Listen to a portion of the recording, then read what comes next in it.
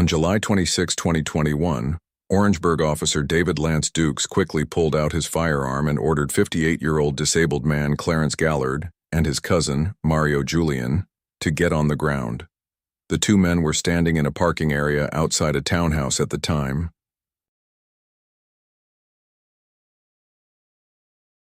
Hey, let me see your hands. Bert, get on the ground. Get on the ground. Get on the ground right here.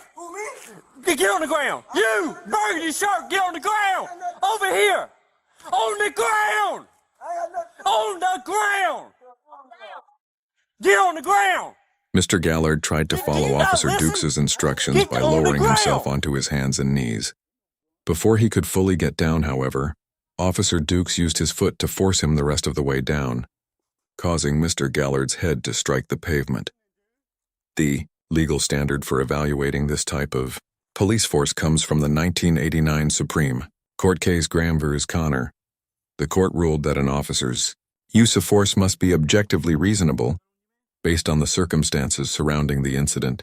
Courts generally look at three major factors: how serious the alleged crime was, whether the person presented an immediate danger to officers or anyone else, and whether the person was actively resisting or attempting to flee.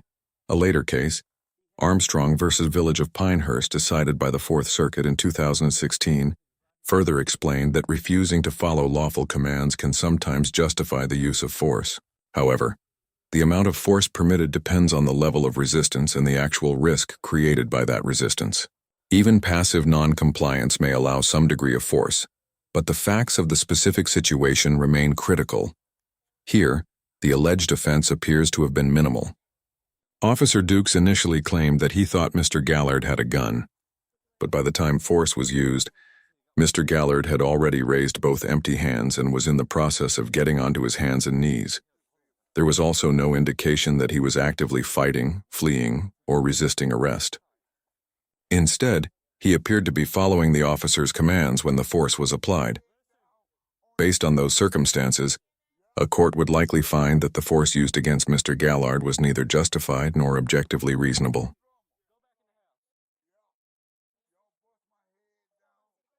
Your gun back there? By that truck. There wasn't a gun by the truck, Nick. No gun. You're not listening, dude.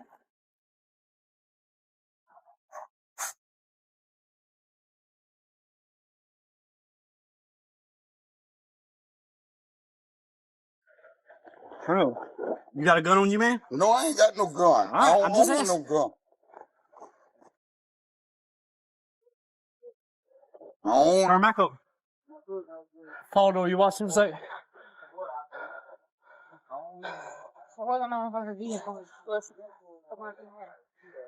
He had something. I ain't want no gun. The door's unlocked, it's not always so. No, he was right here. Watch him. Go watch him. There it is. All right, that's what he had.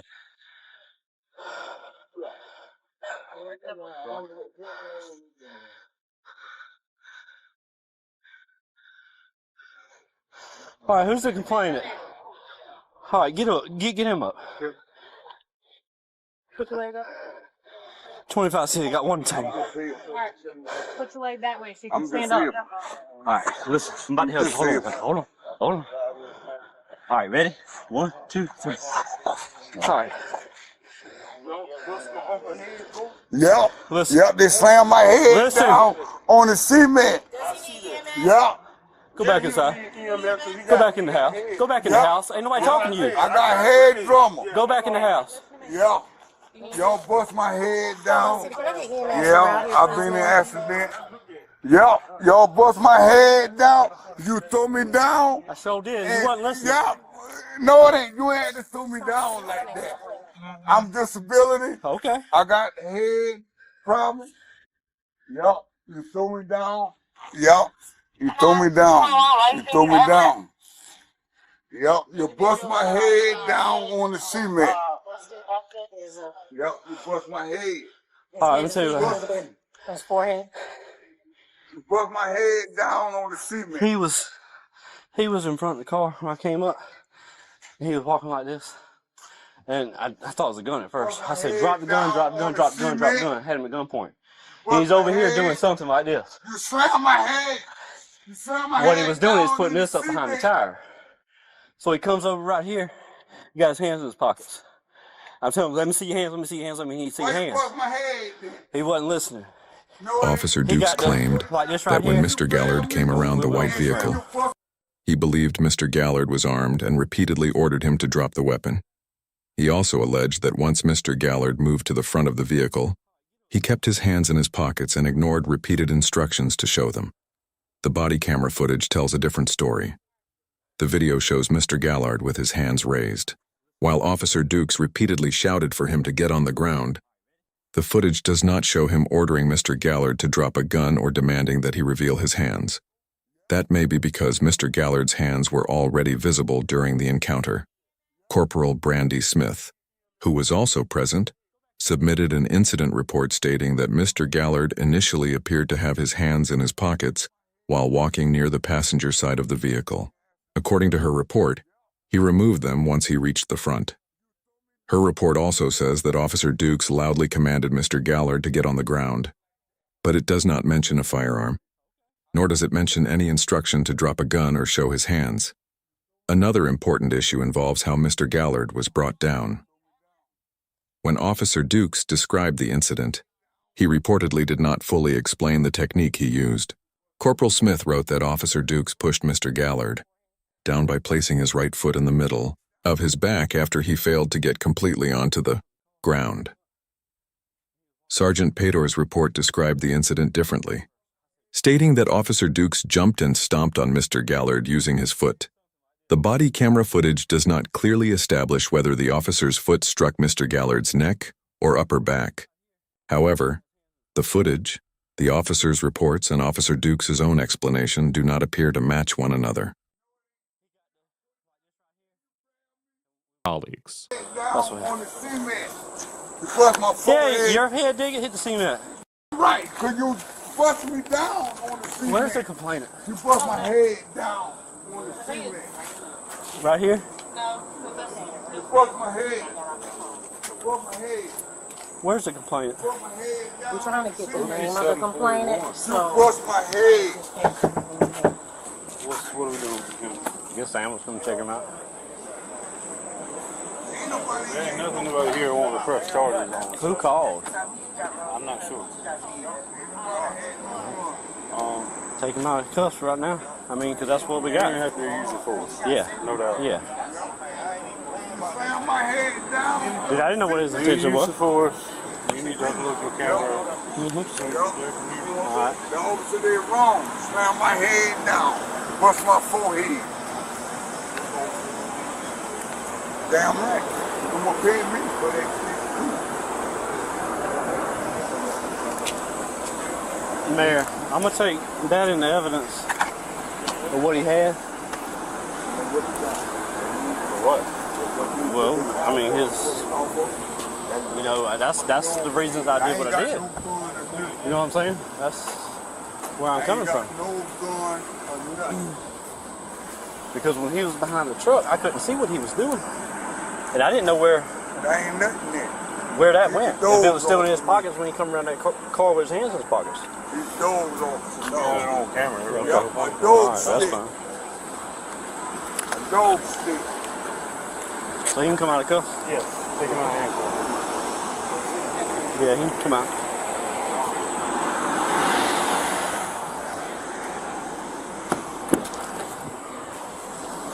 Oh, Lord.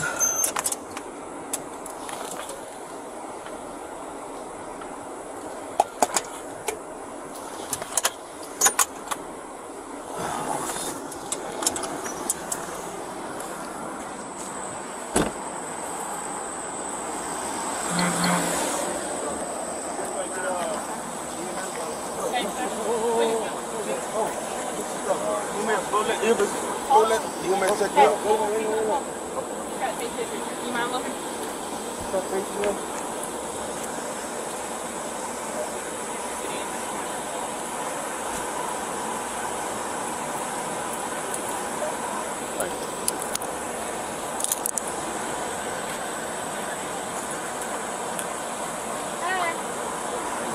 Good. How are you? What's going on?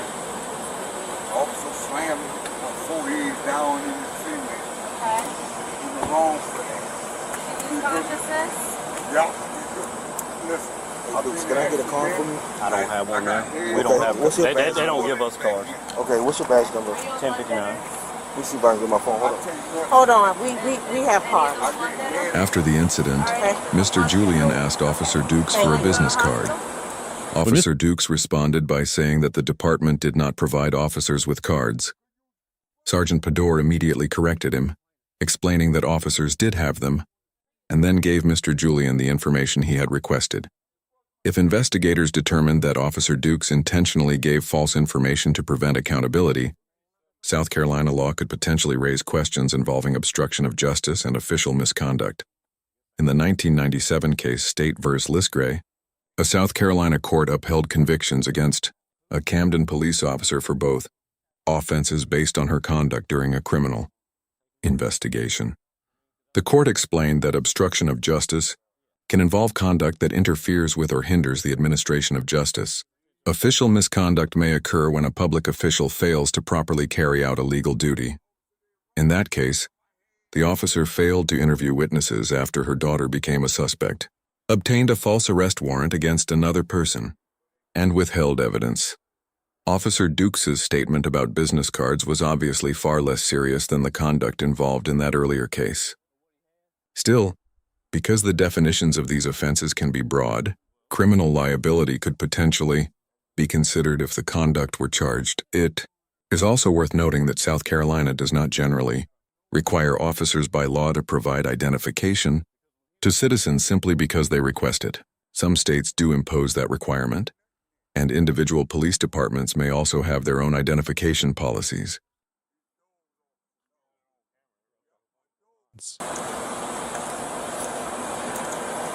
Yeah. All right. Call me. Brandon, he can get his stuff off the car.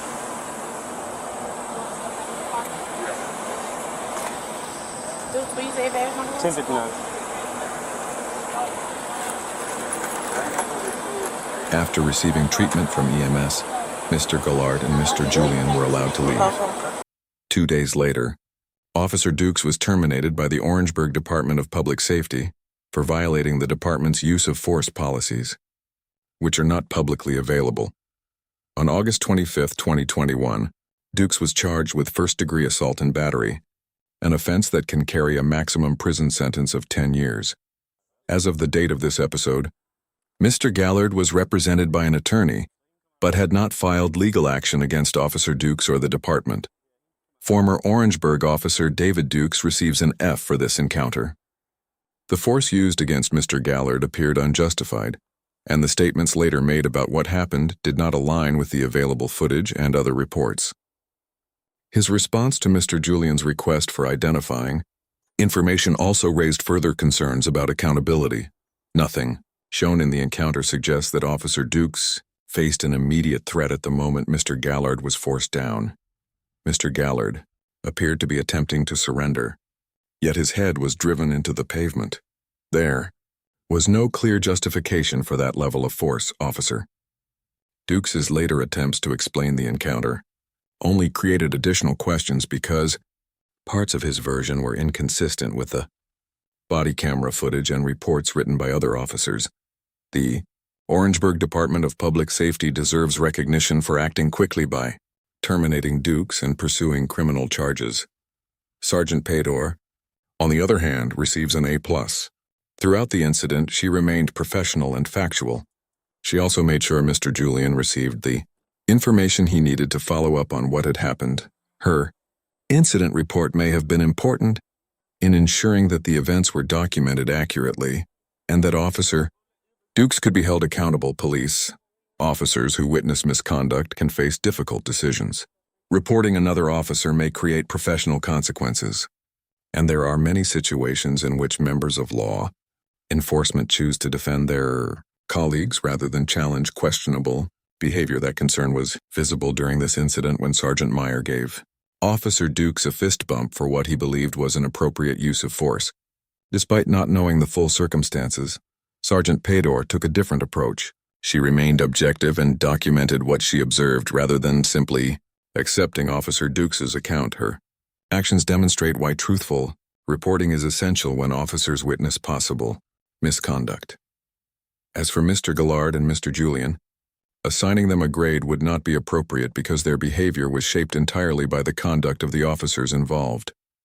Neither man appeared to behave in an uncivil manner, and both attempted to follow the officers' instructions as best they could.